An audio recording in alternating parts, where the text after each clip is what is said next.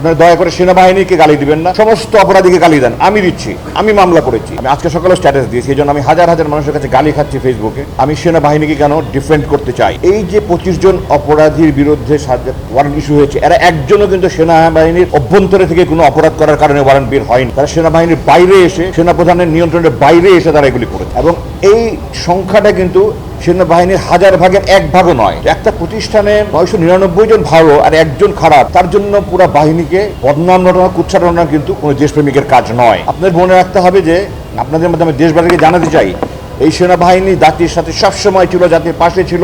5ই August বিপ্লব কতটা কি হতো যদি সেনাবাহিনী পাশে না থাকতো।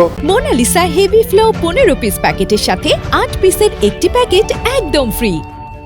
ভয়াবহ চিন্তা করা যায় না। সেনাবাহিনীর যে দেশের স্বাধীনতা, সার্বভৌমত্ব, অখণ্ডতা, সংহতি, ঐক্যের প্রতীক, এটাকে বিতর্কিত করা মানে আমরা আমাদের নিজেকে ক্ষতি করছি। ভারতের এজেন্ডা তারা আমাদের সেনাবাহিনীর জনগণ মুখোমুখি করতে চায়।